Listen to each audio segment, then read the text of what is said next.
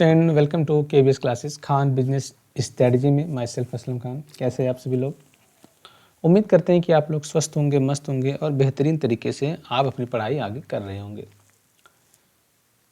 तो हम लोग अब आज के इस पार्ट नंबर दूसरे में फाइनेंशियल अकाउंटिंग के अंतर्गत कुछ इम्पॉर्टेंट टर्मिनोलॉजी को हम लोग और समझने वाले हैं। इसके पहले मैंने आपको पहले लेक्चर में ओवरऑल अकाउंटिंग के बारे में समझाया था, इसके मीनिंग्स के बारे में, इसके फीचर्स के बारे में, क्वालिटी फीचर, क्वांटिटी फीचर, इसके नेचर्स, ये सारी महत्वपूर्ण टॉपिक पर हम लोग डिस्कशन कर चुके हैं। आज इस दूसरे लेक्चर में स्पेशली हम लोग इसके कुछ स्कोप्स, बुक कीपिंग क्या होता है, बुक कीपिंग और अकाउंटेंसी में बेसिक डिफरेंट क्या होता है, इसके लिमिटेशंस क्या होते हैं, ये सारी टर्मिनोलॉजी को हम लोग समझने का प्रयास करते हैं। और मैंने पहले भी कहा था, ये चैप्टर जो पहला आपका है ये एग्ज़ाम पॉइंट ऑफ व्यू से बहुत इंपॉर्टेंट है। इसमें से एक क्वेश्चन तो आपको ज़रूर देखने को मिलेगा, ठीक है, लॉन्ग में एक क्वेश्चन आपको ज़रूर देखने को मिलेगा। तो फटाफट जुड़ जाइएगा और पेन कॉपी लेकर बैठिएगा। ज़रूरत जहाँ पड़े आप लोग उसका स्क्रीनशॉट निकालिएगा, नोट करिएगा, प्रॉपर एक कॉपी तैयार करिएगा, उसमें लिखते चले जाइए सारे मैटर को। बाद में जैसे चैप्टर एंड होगा यहाँ पे कुछ हम आपको MCQs भी कराएंगे, प्रैक्टिस करिए, देखिए आप अपनी तैयारी को आकलन करिए कि आपकी तैयारी क्या है। आप यहाँ पर अपनी एकेडमी के साथ साथ कंपटीशन लेवल की तैयारी को एक साथ लेते हुए चलिए। हो सकता है कि कुछ बच्चे जो अभी 11 में हैं या 12 में BCom पास आउट हो चुके हैं या कर रहे हैं, BBA कर रहे हैं, तो वे कुछ कंपटीशन की भी तैयारी कर रहे होंगे जो कॉमर्स ओरिएंटेड है। तो कॉमर्स से रिलेटेड कोई भी एग्ज़ाम हो उसमें अकाउंट के क्वेश्चन भर भर के 50 to 60, 80% लगभग तो अकाउंट से ही क्वेश्चन बनते हैं। तो बहुत इंपॉर्टेंट है, उस हिसाब से भी अपनी स्टडी को जारी रखिएगा। चलिए स्टूडेंट, तो देर न करते हुए आज का क्लास स्टार्ट करते हैं। तो लेट्स स्टार्ट। लीजिए, टॉपिक आज का हम लोग का सबसे पहला है वो है स्कोप ऑफ अकाउंटिंग। क्या है स्कोप ऑफ अकाउंटिंग? अकाउंटिंग का क्षेत्र क्या है, लेखांकन का क्षेत्र क्या है? देखो, यहाँ पर सबसे पहले कह रहा है कि बिजनेस फोरकास्टिंग है, प्रॉपर डिसीजन है, ठीक है, करेक्ट टैक्सेशन है आपका, है प्रॉपर टैक्सेशन कर लीजिएगा, रिप्लेसिंग मेमोरी आपका है, एनालिसिस ऑफ फाइनेंशियल स्टेट्स या फैक्ट कर लीजिएगा, helping the realisation of debt, prevention and detection of any fraud and helping to the management. ये कुछ हमारे ऊपर से मैंने आपको बता दिया कि इसके इम्पोर्टेंट हमारे कौन कौन से इसके स्कोप्स हैं, मतलब कहाँ तक अकाउंटिंग फैला हुआ है। वैसे कॉमर्स में अगर बात करें तो अकाउंटिंग लगभग हर एक चीज़, हर एक जगह आती है जहाँ भी कोई न कोई ट्रांजेक्शन होती है, जहाँ पे कोई बाई की बात हो, कोई सेल की बात हो, कोई पेमेंट की बात हो, कोई रिसिप्ट की बात हो, तो वहाँ अकाउंटिंग बिल्कुल ऑटोमेटिक आ जाता है।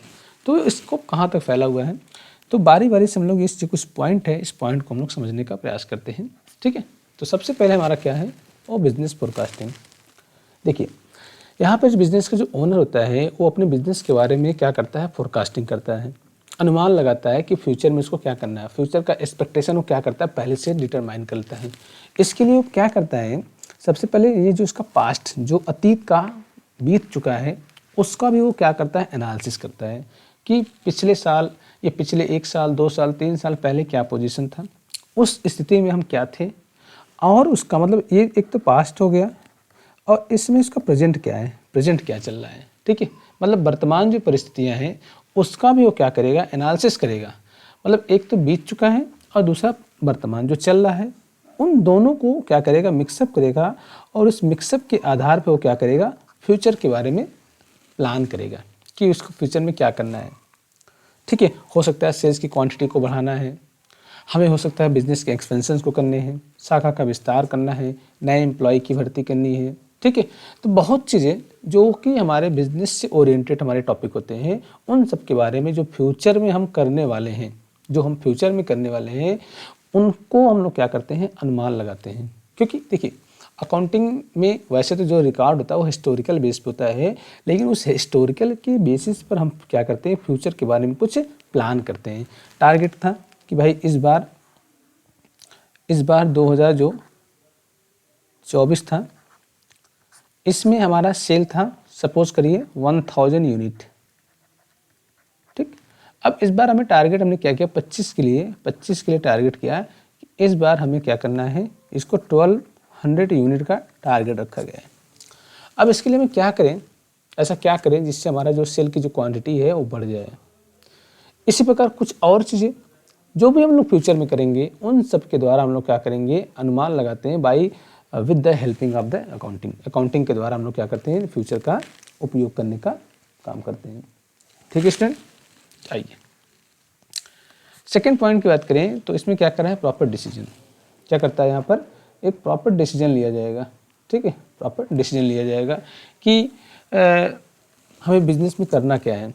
देखो, अगर हम बिजनेस में ओनर की बात करें तो ओनर को अपने बिजनेस को चलाने के लिए, आगे बढ़ाने के लिए उसको एक प्रॉपर डिसीजन लेना पड़ता है। ठीक है, यह डिसीजन क्या हो सकता है कि उसने जो भी प्रोडक्ट तैयार किया है, जो भी उसका प्रोडक्ट है या सामान, जो भी उसका प्रोडक्ट है, उस प्रोडक्ट की प्राइस क्या लगेगी। ठीक है, उस प्रोडक्ट की क्या प्राइस रखी जाएगी। ठीक है, और साथ साथ अगर उसको कोई न्यू प्रोजेक्ट में इन्वेस्टमेंट करना है, न्यू प्रोजेक्ट में इन्वेस्टमेंट करना है तो क्या करना है, अपने यहाँ काम करने वाले जो भी हमारे पास एम्प्लॉई हैं या वर्कर हैं उनको सैलरी या वेजेज जो भी आप दे रहे हैं, सैलरी या वेजेज पेमेंट करना है, क्या इंक्रीज करना है कि इंक्रीमेंट करना है, इन सब के बारे में प्लान करना। ठीक है, कि अगर उनको हम डिविडेंड दे रहे हैं तो कितना दे रहे हैं, बोनस दे रहे हैं तो कब दे रहे हैं, किस फेस्टिवल पे दे रहे हैं, नए साल पे दे रहे हैं, दिवाली, दशहरा, ईद पे कब दे रहे हैं, ये सारी चीज़ के बारे में क्या करना पड़ता है, एक प्रॉपर डिसीजन लेना पड़ता है। किसको सर, ओनर को। और इन डिसीजन को लेते समय बिजनेसमैन को यह ध्यान रखना पड़ता है कि उसका एक गलत फैसला पूरे व्यापार को डुबा सकता है, खराब कर सकता है, बर्बाद कर सकता है। इसलिए आपको यहाँ पर निर्णय लेते समय ये ध्यान आपको रखना पड़ेगा कि हमारा जो भी डिसीजन हो वो क्या हो, प्रॉपर हो, हित में हो, हमारे बिजनेस ओरिएंटेड हो, उसका इफेक्ट बहुत ज़्यादा निगेटिव न पड़ने पाए। तो आपको, ठीक है, आपको सभी प्रकार के पहलुओं को ध्यान रखकर इसके लिए आपको कुशल, ठीक है, प्रबंध की जरूरत पड़ेगी। उसको ध्यान में रखकर आपको निर्णय लेना पड़ता है। तो यहाँ पे पहला पॉइंट, एक तो बिजनेस के बारे में हम लोग प्लानिंग करेंगे और दूसरा हम लोग क्या करेंगे, उसका एक प्रॉपर डिसीजन मेकिंग करने का काम करेंगे। तीसरा पॉइंट अगर हम बात करें तो तीसरे में आपका क्या कह रहा है कि करेक्ट टैक्सेशन। अब करेक्ट कर लीजिएगा या प्रॉपर कर लीजिएगा। देखो भाई, सीधी सी बात है, अगर आप बिजनेस कर रहे हैं तो बिजनेस का हमारा मेन मोटो क्या है स्टूडेंट, हमारा मोटो क्या है, प्रॉफिट कमाना। यस, प्रॉफिट ओरिएंटेड है। अब प्रॉफिट जब आप कमाएंगे, प्रॉफिट ओरिएंटेड, तो प्रॉफिट कमाएंगे तो उस प्रॉफिट के कुछ पार्ट्स पर, प्रॉफिट का जो भी हमारा हिस्सा हो रहा है उस पार्ट पर गवर्नमेंट को हमें क्या करना पड़ता है स्टूडेंट, टैक्स देना पड़ता है। सर क्यों देते हैं टैक्स, भाई गवर्नमेंट का भी तो चलना चाहिए काम। इसमें income tax, service tax, sale tax, excise duty, custom duty वगैरह वगैरह, अलग प्रकार के जीएसटी भी ले लो इसमें। ये तो डेस्टिनेशन बेस आपका टैक्स है जीएसटी। तो अलग अलग हमें टैक्स देना पड़ता है। इसके लिए हमें क्या करना पड़ता है, प्रॉपर प्लानिंग करना पड़ता है। ठीक है, मीन्स हमें ये पता करना होता है कि हमारी रिस्पॉन्सिबिलिटी क्या है गवर्नमेंट की। ठीक है, हमारी रिस्पॉन्सिबिलिटी क्या है अगेंस्ट गवर्नमेंट के अकॉर्डिंग हमारी क्या जिम्मेदारी है, हमारे क्या प्रॉफिट हो रहे हैं, उस प्रॉफिट पर हम कितना इनकम टैक्स के रूप में दे रहे हैं, कितने सर्विस टैक्स के रूप में दे रहे हैं, जो कस्टम ड्यूटी है, इस पर इन सारी पहलुओं को हमें क्या करना पड़ता है, ध्यान रखना पड़ता है। ठीक है, तो अकाउंटिंग क्या करता है, इन काम को ईजी करता है। ठीक है भाई, अकाउंटिंग लेखा जोखा कर देगा, जिससे ये मालूम चल जाएगा statement of profit and loss से कि फर्म का ओवरऑल या कंपनी का ओवरऑल क्या है, नेट प्रॉफिट कितना आया। और उस नेट प्रॉफिट के बिहाफ पर अगर हमारा रिपोर्ट फाइनल होता है सीए का ऑडिट, सीए जो हमारा ऑडिट कर रहा है, ऑडिट उसका बेहतर आता है, क्लियर आता है, तो उसकी बेस पर कंपनी आपसे टैक्स चार्ज कर लेती है। इसलिए अकाउंटिंग जो होता है वह आपके प्रॉपर जो टैक्सेशन पॉलिसी है उसमें क्या करता है, हेल्प करता है। ठीक है, चलिए अगला रिप्लेसिंग मेमोरी। देखिए स्टूडेंट, अब यहाँ रिप्लेसिंग मेमोरी का मतलब क्या कर रहा है, देखिए अकाउंटिंग में या बिजनेस में अनेकों प्रकार के वेरियस टाइप ऑफ ट्रांजेक्शन्स होते रहते हैं। अब मुझे बताइए, क्या सभी प्रकार के ट्रांजेक्शन्स को, purchase, sale, payment, receipt, credit, cash, क्या सारे ट्रांजेक्शन को आप याद कर पाओगे? सर नहीं भाई, हम इंसान की मेमोरी की भी एक कैपेसिटी होती है। हर इंसान का, हर व्यक्ति का, किसी ने का। तो जो भी हमारी ट्रांजेक्शन्स हो रहे हैं उन ट्रांजेक्शन को हम लोग क्या करते हैं, याद रखना तो मुश्किल हो जाएगा, तो उसको हम डे बाय डे क्या करते हैं, सीक्वेंस वाइज प्रॉपर रजिस्टर में हम लोग क्या करते हैं, मेंटेन करते हैं एज पर अकाउंटिंग के जो रूल्स है, रेगुलेशन है, पॉलिसी है, गैप का जो नियम है, या कंपनी एक्ट 2013 के जो प्रोविजंस है, उनको फॉलो करते हुए हम लोग क्या करते हैं, उसको प्रॉपर बुक में क्या करते हैं, रिकॉर्ड करते हैं। ये रिकॉर्ड हम लोग जनरल में कर सकते हैं, जो हमारी ओरिजिनल प्राइमरी बुक है उसको फिर हम लोग लेजर में क्लासीफाई करते हैं, फिर मैथमेटिकल एक्यूरेसी को पाने के लिए हम लोग उसका समराइज़ करके ट्रायल बैलेंस बनाते हैं। देन उस ट्रायल बैलेंस के बेसिस पर हम लोग कंपनी का प्रॉफिट एंड लॉस हम लोग तैयार करते हैं, या ट्रेडिंग प्रॉफिट एंड लॉस और बैलेंस शीट हम लोग तैयार करते हैं। तो एक प्रकार से क्या होता है, आसानी से डेटा को याद रखना मुश्किल हो जाता है, तो उसको हम लोग क्या करते हैं, बाकायदे इसको कॉपी में, रजिस्टर में मेनटेन करते हैं, या तमाम प्रकार के सॉफ्टवेयर्स निकल गए, उन सॉफ्टवेयर में हम लोग क्या करते हैं, इसको रखते हैं। ठीक है, तो ये हमारा अकाउंटिंग क्या करता है, हेल्प करता है। ठीक है, चलिए अगला क्या करें, analysis of the financial statement. यहाँ पे आपको क्या करना पड़ता है, आप अपने कंपनी के फाइनेंशियल स्टेट को क्या करते हैं, एनालिसिस करते हैं। ओवरऑल कंपनी का statement of profit and loss कितना है, statement of profit and loss क्या पोजीशन है। बैलेंस शीट के द्वारा हम लोग क्या करते हैं, पता करते हैं कंपनी की कोई हमारी लाइबिलिटीज़ या एसेट्स, उसकी लाइबिलिटीज़ और एसेट्स को हम लोग क्या करते हैं, पता करते हैं इसकी लाइबिलिटीज़ और एसेट्स कितनी है, लाइबिलिटीज़ और एसेट्स इसकी कितनी है। ठीक है, तो एनालिसिस करते हैं, क्योंकि इसी के बेसिस के आधार पर कंपनी आगे निर्णय भी करती है। ठीक है, चलिए अगला हमारा करा helping the realisation of the date.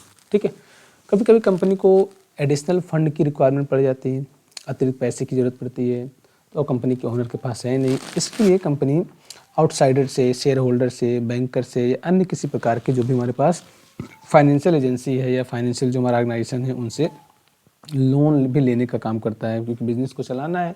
तो कभी कभी ऐसी स्थिति आ जाती है जहाँ पर हम लोग क्या करते हैं, लोन की रिक्वायरमेंट पड़ती है, तो ये अकाउंटिंग क्या करता है, उसमें हेल्प करता है। सर कैसे हेल्प करता है, देखिए अगर हमारा जो भी ट्रांजेक्शन्स हो रहा है उसका प्रॉपर रिकॉर्ड किया जाता है, तो उस प्रॉपर रिकॉर्ड करने से एक फ़ायदा होता है कि भाई जो भी हमारे आउटसाइडर हैं वो देखेंगे आपकी कंपनी की फाइनेंशियल पोजीशन या statement of profit and loss, check करेंगे भाई ट्रू और फेयर है, नियम के अनुसार बन रहे हैं कि नहीं बन रहे हैं, ओवरऑल पोजीशन क्या है, पिछला क्या था रिकॉर्ड, इस बार क्या रिकॉर्ड है, उसकी बेस पर उसको क्या करता है, लोन को प्राप्त करने में क्या करता है, मदद करता है। तो ये आसानी से क्या करता है, रियलाइज़ कर जाता है। चलिए अगला हमारा इसका स्कोप आएगा, करा preventing and detecting the fraud. ठीक है, किसी प्रकार का कि यहाँ पे अगर कोई धोखाधड़ी होता है, ठीक है, धोखाधड़ी, ठीक है, ये धोखाधड़ी है, धड़ी लिखा गया है। चलिए धोखाधड़ी को रोकना और उन्हें याद करना। ठीक है, देखिए अकाउंटिंग का जो मेन काम होता है वो क्या करता है, एक इंटरनल कंट्रोल का काम करता है, क्योंकि इंटरनल कंट्रोल में हमारा इंटरनल चेक भी आता है और इंटरनल ऑडिट भी आता है। तो इसके आधार पर हम लोग क्या करते हैं हम लोग अपने एसेट्स की, अपने प्रोडक्ट की क्या करते हैं, सेफ्टी भी करते हैं।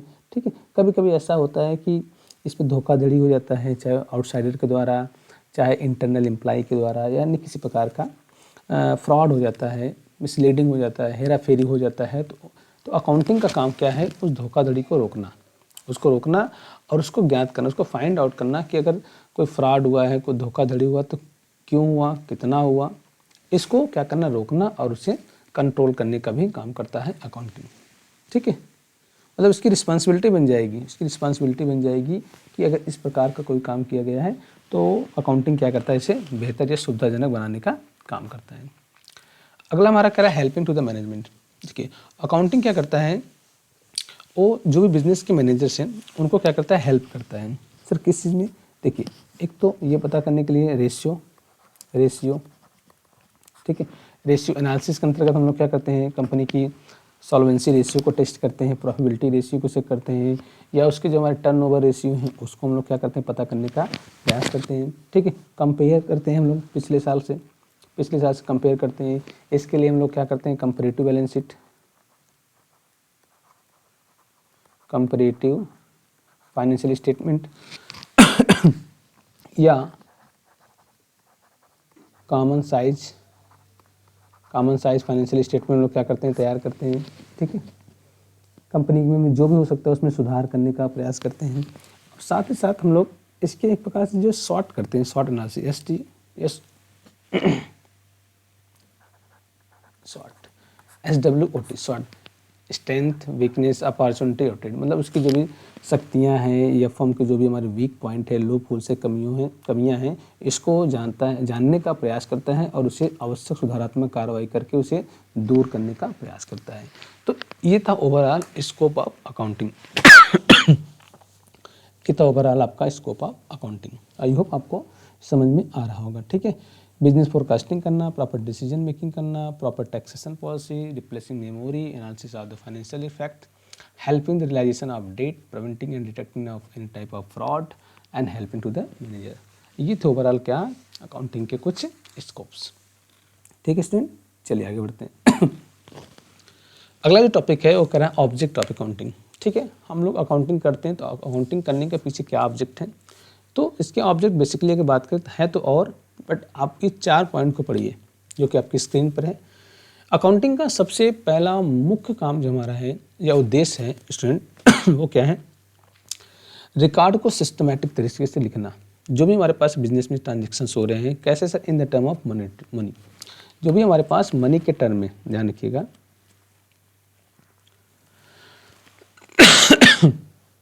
एक मिनट,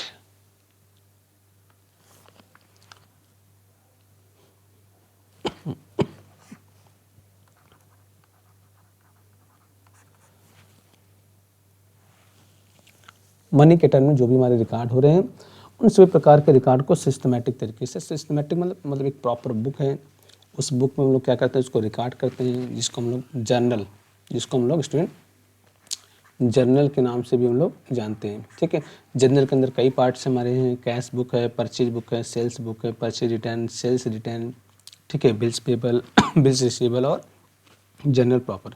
तो इन सभी प्रकार के जिससे जो रिलेट कर रहा है या ओवरऑल सिर्फ एक ही जर्नल बनाते हैं, उसको सिस्टमैटिक तरीके से mean sequence wise, date wise हम लोग क्या करते हैं, इसको एज पर रूल्स अकॉर्डिंग उसको सिस्टमैटिक तरीके से रिकॉर्ड करने का प्रयास करते हैं। तो पहला इसका उद्देश्य क्या है कि बिजनेस ट्रांजेक्शन को सिस्टमैटिक तरीके से बुक ऑफ अकाउंट में मेंटेन करना या रिकॉर्ड करना। सिर्फ इतना लिखिएगा कि अकाउंटिंग का जो मेन ऑब्जेक्ट हमारा क्या है, वो all business transaction in the term of monetary या financial, in the term of financial या मॉनेटरी में जो हो रहे हैं उनको सिस्टमैटिक तरीके से बुक ऑफ अकाउंट में मेंटेन करना। दूसरा हमारा जो इसका ऑब्जेक्ट है वो डिटरमाइन करना। सर क्या डिटरमाइन करेगा, प्रॉफिट एंड लॉस। एक मिनट,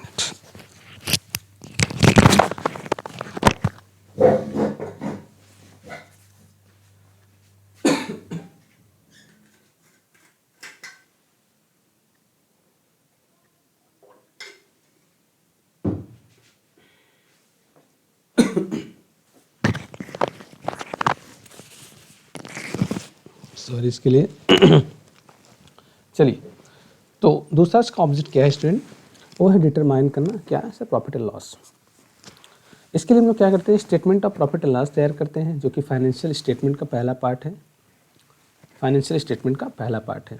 ठीक है, यहाँ से हम लोग क्या करते हैं बिजनेस का प्रॉफिट एंड लॉस डिटरमाइन करते हैं, कंपनी को प्रॉफिट हो रहा है लॉस हो रहा है, ये डिटरमाइन करना। सर तीसरा ऑब्जेक्ट क्या है, तीसरा क्या है, वो असर्टेन करना, क्या, about the financial position. Company की बैलेंस शीट हम लोग तैयार करते हैं और इससे ओवरऑल कंपनी की जो भी एसेट्स है और जो भी लाइबिलिटीज़ है उसको हम लोग क्या करते हैं, कंपेयर करते हैं बैलेंस शीट बनाकर, क्योंकि बैलेंस शीट का रूल्स कहता है जितनी आपकी लाइबिलिटीज उतनी आपकी एसेट्स होनी चाहिए। तो ओवरऑल कंपनी की फाइनेंशियल पोजीशन को ये क्या करता है, सो आउट करता है कि ओवरऑल कंपनी की एसेट्स और लाइबिलिटीज़ की पोजीशंस क्या है। तो एक तो सिस्टमैटिक तरीके से स्टूडेंट रिकॉर्ड करना बुक ऑफ अकाउंट में all transaction in the term of money के रूप में। दूसरा ये डिटरमाइन करना कंपनी की प्रॉफिट कितनी है या लॉस कितनी हो रही है। तीसरा to ascertain the financial position of the company या बिजनेस। असर्टेन सर किस चीज़ का करेंगे, सर एसेट्स का करेंगे और लाइबिलिटीज़ का करेंगे।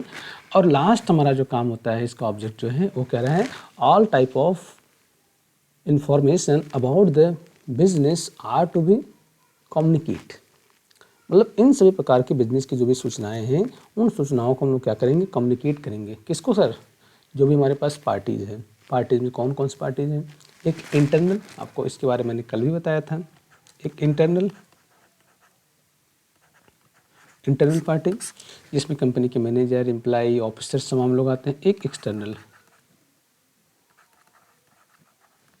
एक्सटर्नल पार्टी जिसमें हमारे इन्वेस्टर आएंगे, शेयर होल्डर्स आ गए, बैंकर्स आ गए, गवर्नमेंट आएंगे। इन सभी प्रकार को उस बिजनेस के बारे में क्या करना, इन्फॉर्मेशन को शेयर करना। तो ये आपके मेन हमारे 4 हमारे क्या हैं, ऑब्जेक्ट हैं अकाउंट के। ये आप कह लीजिए 4 ऑब्जेक्ट हमारे किसके, फाइनेंशियल अकाउंटिंग के। ठीक है स्टूडेंट, चलिए आगे बढ़ते हैं। सर दोस्त भी हैं क्या इसके? जी स्टूडेंट बिल्कुल है। अगर अकाउंटिंग इतनी फ़ायदेमंद है, सिस्टमेटिक तरीके से रिकॉर्ड करता है, कंपनी की प्रॉफिट लॉस को बताता है और पोजीशंस को बताता है, तो अच्छाई तो है इसमें, अच्छाई तो बहुत है। लेकिन हर चीज़ में जानते हैं अच्छाई अगर है तो कुछ ना कुछ कमियां होती है। उसे कमियां बहुत कम है, लेकिन फिर भी कुछ कमियां हैं जो कि कभी कभी एग्ज़ाम में पूछ लेता है, तो इस बात को ध्यान रखिएगा। ठीक है, चलिए। तो अगर हम बात करेंगे तो इसके लिमिटेशन है, इसके लेखांकन के दोष कहो, कमियां कहो, बुराइयां कहो, कुछ भी कह लो। तो देखो पहला इसमें कह रहा है ignore the non monetary item. देखो अकाउंटिंग का पहला जो हमारी कमियां हैं वो क्या कर रहा है कि नॉन मॉनेटरी आइटम को इग्नोर करता है। मतलब ये इसकी एक बड़ी बात थी कि अकाउंटिंग में सिर्फ जितने भी मॉनेटरी ट्रांजैक्शन है उन ट्रांजैक्शन को रिकॉर्ड करता है, और ये नॉन मॉनेटरी ट्रांजैक्शन को क्या करता है, इग्नोर करता है, छोड़ देता है। ठीक, मतलब कह रहा है गैर मौद्रिक पहलुओं को उपेक्षा करना। ठीक, उपेक्षा करना, छोड़ देता है। देखिए जो भी हमारे पास मनी के रूप में ट्रांजेक्शन हो रहे हैं उन ट्रांजेक्शन को रिकॉर्ड करेगा। जैसे मान लीजिए हमने फर्नीचर हमने क्या किया, परचेज किया, तो उस फर्नीचर की जो भी वैल्यू होगी हम लोग क्या करेंगे, अपने book of furniture, plant, building, machinery जो भी हो रहा है उसको हम लोग रिकॉर्ड करते हैं। लेकिन कुछ हमारे जो नॉन मॉनेटरी होते हैं, जैसे आपका स्किल हो गया, ठीक है, आपके पास एक्सपीरियंस जो हमारा है उसका हो गया, आप कितने अच्छे हैं, एक्सपर्ट कितने हैं, आपका हेल्थ इशू हो गया, ठीक है, कितने एडवांस है, कितने फास्ट है। ये एक प्रकार से क्या है जहाँ पर किसी प्रकार का किसी पर्सन के बारे में कहा जा रहा है। इन सब चीज़ों को हम लोग क्या करते हैं, बुक में रिकॉर्ड नहीं कर सकते हैं क्योंकि इसकी कोई मॉनेटरी वैल्यू होगा नहीं, तो इसलिए क्या करते हैं, इसको हम लोग इग्नोर करते हैं, छोड़ देते हैं। ठीक, ये इसकी पहली पॉइंट है। दूसरा क्या है, based on the historical data, ये ऐतिहासिक लागतों पर आधारित है। देखिए ये बात बिल्कुल फैक्ट है। दूसरी कमी की है कि अकाउंटिंग जो होता है वो कहता है कि जो डेटा हो चुका है, जो ट्रांजेक्शन बीत चुके हैं, उन्हीं ट्रांजेक्शन को हम लोग क्या करते हैं, अपने बुक ऑफ अकाउंटिंग में रिकॉर्ड करते हैं। बात सही है सर? लेकिन कभी कभी ऐसा होता है कि हम लोग कोई एसेट्स परचेज करते हैं, तो उसकी जो ओरिजिनल आपकी वैल्यू हो रही है, जो उसकी ओरिजिनल वैल्यू हो रही है, उस ओरिजिनल वैल्यू पर हम लोग क्या करते हैं, उसको रिकॉर्ड कर देते हैं। लेकिन कभी कभी ऐसा होता है कि उस ओरिजिनल वैल्यू को एक्वायर करने में हमारे कुछ अलग अलग एक्सपेंसेस होते हैं। जैसे कैरिज का हो गया, आपका रेंट हो गया, या उसका इंस्टॉलेशन चार्ज हो गया, ये तमाम प्रकार के और भी फिटिंग विटिंग के खर्चे होते हैं। इन सभी प्रकार के खर्चों को नियम कहता है उसको ऐड करके दिखाइए। लेट अस सपोज कि हमने एक 1 लाख की एक मशीन परचेज किया, ठीक है, समझिए एक 1 लाख की हमने मशीन परचेज किया, और इसको लाने में 2,000 रुपये का हमारा क्या हो गया, भाड़ा हो गया, और इसको सेटअप करने पे 5,000 रुपये का और खर्च हुआ। तो ये माना जाएगा इस पूरी मशीन की जो कॉस्ट होगी वो टोटल होगी 1,07,000। लेकिन बाई मिस्टेक आपने अपने बुक ऑफ अकाउंट में रिकॉर्ड कर दिया सिर्फ 1 लाख का, मतलब उसकी ओरिजिनल जो वैल्यू है, जो उस मशीन की ओरिजिनल वैल्यू है, सिर्फ आपने इसको रिकॉर्ड कर दिया, जो कि गलत हो जाएगा। इसलिए आपको रिकॉर्ड करना पड़ेगा overall all value. It means जो आपका फ्रेट का खर्चा हो रहा है और जो आपका इंस्टॉलेशन चार्ज हो रहा है, सबको जोड़ कर दिखाना पड़ेगा। तो ये हिस्टोरिकल डेटा पर क्या होता है, बेस होता है। तो ये दूसरी कमियाँ हैं। ठीक है, हेर फेर की संभावना, देखिए चूँकि क्या होता है, ये पर्सन के द्वारा किया जाता है। कभी कभी कुछ लोग भाई अपने पर्सनल लाभ के लिए कुछ भी कर लीजिएगा, उसमें हेर फेर कर देते हैं। ठीक है, कुछ डेटाओं का आगे पीछे करते हैं, कुछ डेटा को कम लिख देते हैं, कुछ कभी कभी कोई ज़्यादा लिख देते हैं, तो कुछ इसमें मैनिपुलेट करने का काम कर देते हैं। ठीक है, इसमें मैनिपुलेट करने का काम कर देते हैं। तो इससे रिजल्ट हमारा क्या होता है, बेटर नहीं आता है। ठीक है, तो हेर फेर होने का चांस है, क्योंकि डेटा है, हो सकता है बायस कर जाए कोई। ठीक है, जिसको हम लोग क्या बोलते हैं, पक्षपात करते हैं, इसमें ये भी चांस हो सकता है। नेक्स्ट इसके बाद क्या रहा है, अनुमानों पर आधारित है। ठीक है भाई, सही बात है। अकाउंटिंग जो होता है वो हिस्टोरिकल कास्ट पर बेस्ड होता है। इसमें जो अमाउंट हमारे होते हैं और फिक्स होते हैं, लेकिन कभी कभी हम लोग क्या करते हैं, इन फ्यूचर में जो भी हम लोग घटनाएं करेंगे, लेन देन करेंगे, उसका एक अनुमान लगा लेते हैं, उसकी वैल्यू ये हो सकती है। ठीक है, उसकी वैल्यू ये आपकी बढ़ सकती है, घट सकती है, उसके आधार पर हम लोग करते हैं।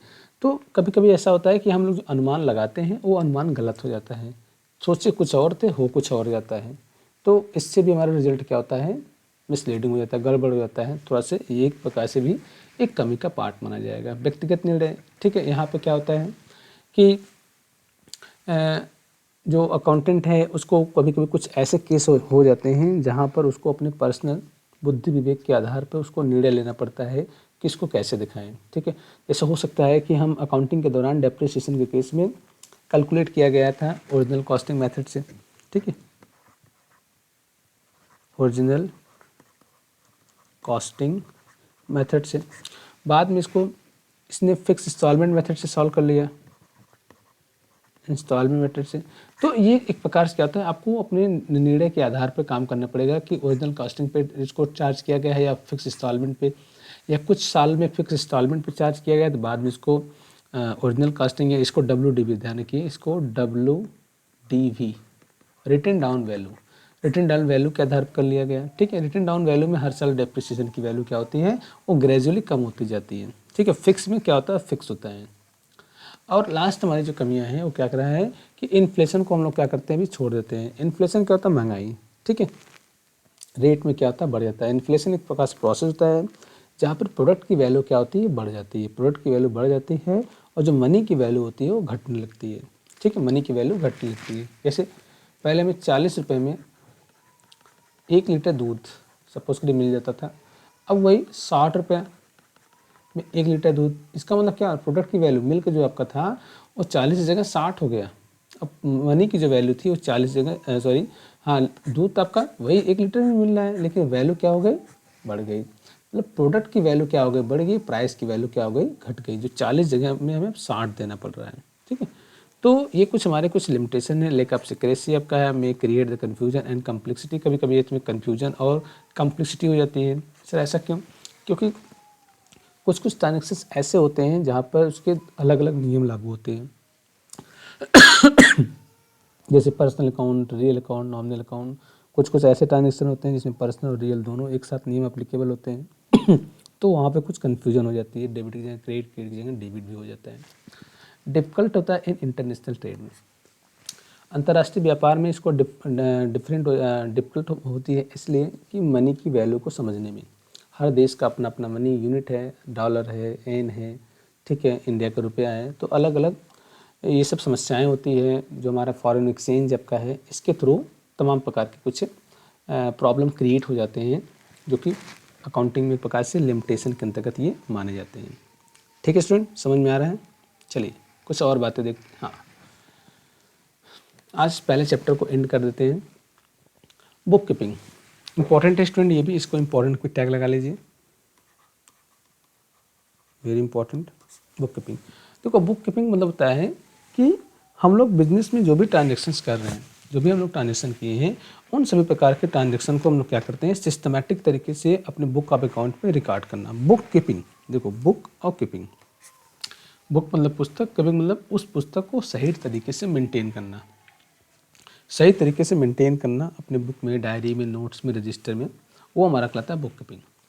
अर्थ इसका समझ लीजिए, इसका मीनिंग का मतलब कह लीजिएगा कि बही खाता या पुस्तपालन का अर्थ है किसी कंपनी की या व्यवसाय की वित्तीय लेन देन। यानी कि मैं बात कर रहा हूँ किसमें, मनी की बात कर रहा हूँ। मतलब ऐसे ट्रांजेक्शन जो मनी के टर्म में हो। जैसे मान लीजिए एक चेयर है, तो एक चेयर मान लीजिए सपोज को 300 इसकी प्राइस है, इसकी वैल्यू क्या हो गई, 300।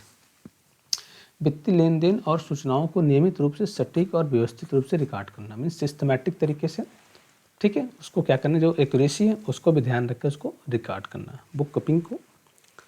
ठीक है, बुक कीपिंग के अंतर्गत हम लोग क्या करते हैं कि जो भी कंपनी के जो ट्रांजेक्शन्स हो रहे हैं इन द टर्म ऑफ मनी के रूप में, उसको सिस्टमेटिक तरीके से अपनी बुक ऑफ अकाउंटिंग में या ओरिजिनल बुक में रिकॉर्ड करना है। ठीक है, इसका मेन काम क्या है, इसमें लेन देन को जर्नल और लेजर में दर्ज करना है। ठीक है, ध्यान रखिए, बुक कीपिंग का जो काम होता है उसको प्राइमरी बुक में लिखना, जर्नल में लिखना और लेजर तक का जो भी काम होता है वो हमारा बुक कीपिंग होता है।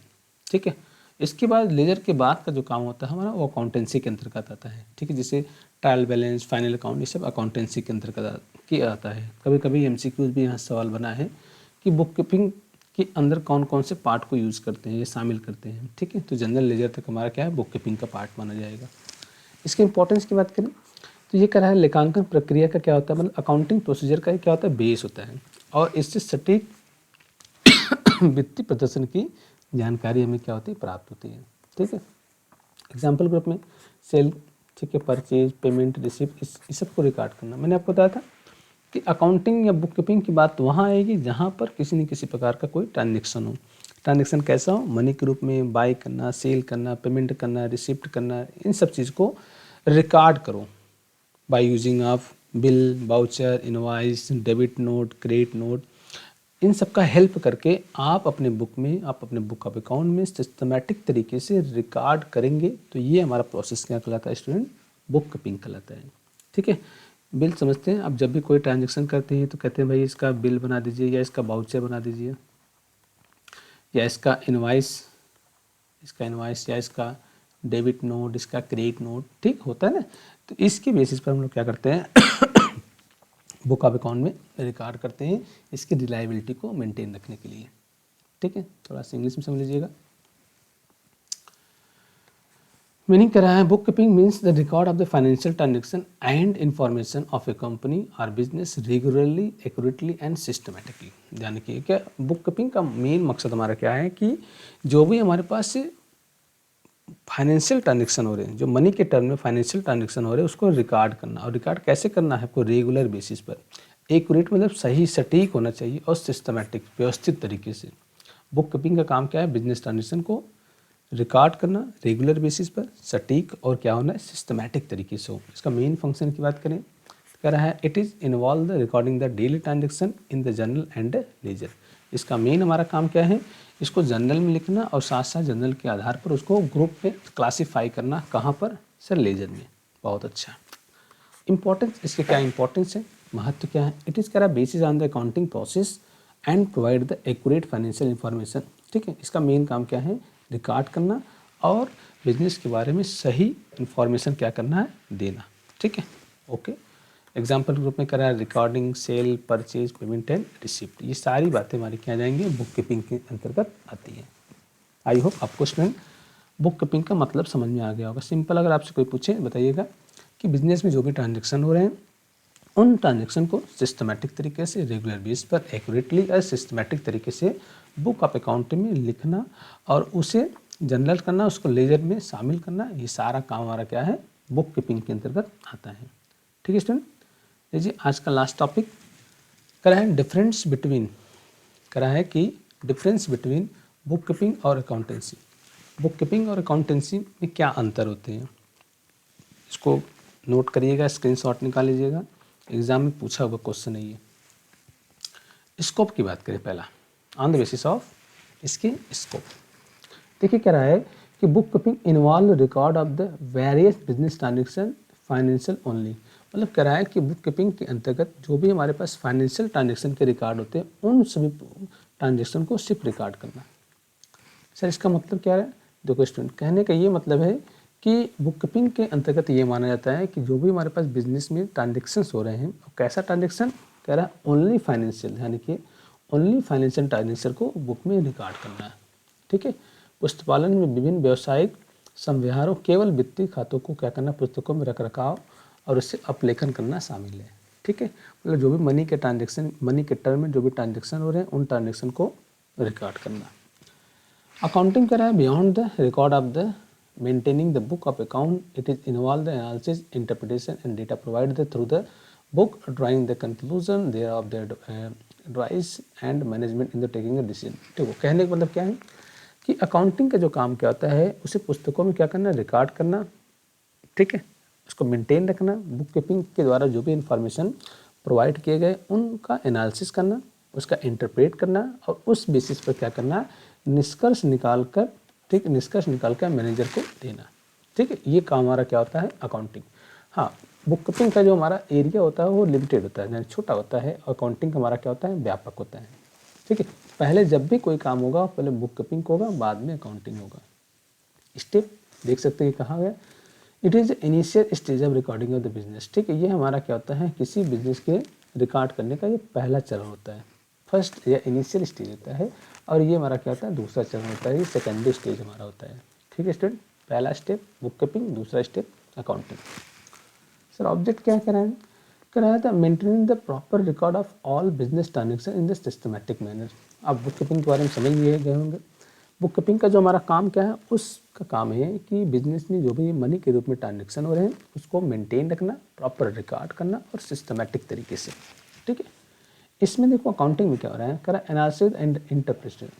यहाँ पे क्या करें, एनालिसिस करेंगे और क्या करेंगे, इंटरप्रिटेशन करेंगे। ठीक है, अनुमान लगाएंगे, उसका विश्लेषण करेंगे, उसका ट्रू एंड फेयर वैल्यू को पता करने का प्रयास करेंगे। ठीक है, उसका क्या निष्कर्ष हो रहा है, इन सब चीज़ों पर हम लोग क्या करते हैं, पहुँचते हैं। मतलब लेजर के बाद इन ट्रायल बैलेंस बनाएंगे, एक्यूरेसी निकालेंगे, फाइनल अकाउंट बनाकर कंपनी की इनकम स्टेटमेंट तैयार करेंगे, प्रॉफिट और लॉस चेक करेंगे, ओवरऑल क्या करेंगे, फाइनेंशियल पोजीशन चेकआउट करेंगे, और उसके आधार पर हम लोग क्या करते हैं, उसका एनालिसिस और इंटरप्रिटेशन काम करते हैं। फोर्थ, इसका नेचर क्या करें, the nature of book keeping is mostly repetitive, routine and clerical.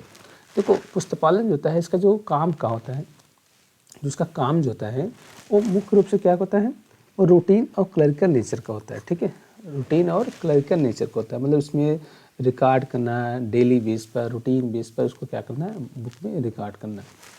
Accounting का जो कह रहा है nature, accounting of nature is analytical. ये हाँ, ये MCQ का सवाल है पूछना है। अकाउंटिंग में मेन से हमारा क्या होता है, एनालिटिकल होता है। ठीक है, और इसमें क्या होता है, रूटीन और क्लरिकल काम होता है बुक कीपिंग में, ध्यान रखिएगा। इसमें एक प्रकार से क्लरिकल काम माना जाता है। ठीक है, और अकाउंटिंग का काम वही करेगा जो एक्सपर्ट होगा, और एनालिटिक करेगा, उसको इंटरप्रिटेट करेगा, उसको ये सब एग्जीक्यूटिव वाला काम आ रहा होता है। ठीक है, देखो क्या कर रहे हैं, लेखांकन की प्रकृति विश्लेषणात्मक होता है, व्याख्यात्मक होता है एवं कार्यकारी होती है। ठीक है, ये एग्जीक्यूटिव टाइप का हमारा काम होता है। ठीक है, यानी कि बुक कीपिंग हमारा क्या होता है, क्लरिकल काम का होता है, और जो अकाउंटिंग हमारा क्या होता है वो एग्जीक्यूटिव नेचर का होता है। ठीक है, पांचवा, इसकी रिस्पॉन्सिबिलिटी क्या है, the responsibility of the book keeper. एक बुक कीपर की जो responsibility is to record the business transaction in the accurate manner. ठीक है, पुस्तपालन का जो उत्तरदायित्व, जो पुस्तपालन, यहाँ पुस्तपालक कह लीजिएगा, मतलब जो बुक कीपर है, मतलब जो आपको बुक को मेंटेन करने वाला पर्सन है, उसकी रिस्पॉन्सिबिलिटी क्या है, एक सटीक विधि से व्यापारिक व्यवहारों को लिखना। मतलब जो एक बुक कीपर है उसका मेन काम क्या है कि सिस्टमेटिक तरीके से बुक को क्या करना, मेंटेन करना या रिकॉर्ड करना। एन अकाउंटेंट इज रिस्पॉन्सिबल, एक अकाउंटेंट जो होता है रिस्पॉन्सिबल होता है क्या, analysis and interpretation of a book keeper work. देखो जो अकाउंटेंट होता है वो बुक कीपर, ये जो बुक कीपर है इसका जो भी काम हो रहा है, ठीक है, उसको क्या करना, एनालिसिस करना कि जो बुक कीपर ने काम किया है सही है कि नहीं है। मतलब एक प्रकार से अकाउंटेंट जो होता है वो रिस्पॉन्सिबल होता है बुक कीपर पर, लेकिन बुक कीपर कभी भी रिस्पॉन्सिबल नहीं होता किस पर, अकाउंटेंट पर। अकाउंटेंट का काम क्या है कि बुक कीपर के द्वारा जो भी रिकॉर्ड किया गया उसको सिस्टमेटिक तरीके से चेकआउट करना और उस पर क्या करना, उसका एनालिसिस करके उसका पता करना। ये व्याख्या के लिए उत्तरदायी होता है। ठीक है, नॉलेज लेवल, भाई बुक कीपिंग में नॉर्मल नॉलेज की ज़रूरत पड़ती है। ठीक है, as the book keeper job as a routine nature, it is not necessary for his या she to be have a depth knowledge of compare. मतलब वो एक बुक कीपर को बहुत ही डेप्थ नॉलेज की रिक्वायरमेंट नहीं पड़ती है, नॉर्मल अकाउंटिंग उसको आता है तो बुक कीपिंग वाला काम कर सकता है। But accounting required to have expertise, मतलब यहाँ वो एक्सपर्ट होना चाहिए। ठीक है, विषय विशेषज्ञ हो, knowledge of accountancy compare to the book keeper. ठीक है, मतलब उसको ज़्यादा जानकारी होनी चाहिए। ठीक है, बुक कीपर की अपेक्षा उसको ज़्यादा जानकारी होनी चाहिए, मतलब एक्सपर्ट टाइप का हो, वो अकाउंटिंग का काम करता है स्टूडेंट। तो स्टूडेंट लीजिए आज का ये क्लास कैसा लगा ज़रूर बताइएगा। अच्छा लगा हो तो प्लीज़ लाइक करिए, शेयर करिए। आपके लिए मेहनत कर रहे हैं हम, सारा मैटर बाइलिंगुअल देने का प्रयास कर रहे हैं, फिर भी जाने जाने में कुछ हो जाती है तो उसको ध्यान रखिएगा, बताइएगा, कमेंट करिएगा। और अगर आप कुछ हमसे और कुछ चाहते हैं तो उसके लिए प्लीज़ कमेंट करिएगा। आपको किसी प्रकार कोई शिकायत हो, कोई प्रॉब्लम हो रही है तो वो भी बताइएगा। अच्छा लगा हो तो प्लीज़ लाइक करिए, चैनल पे पहली बार है तो सब्सक्राइब करिए। ठीक है, मिलते हैं स्टूडेंट नेक्स्ट क्लास में नेक्स्ट चैप्टर के साथ और भी मज़ेदार क्लासेस। ओके, तब तक आप सभी को थैंक यू।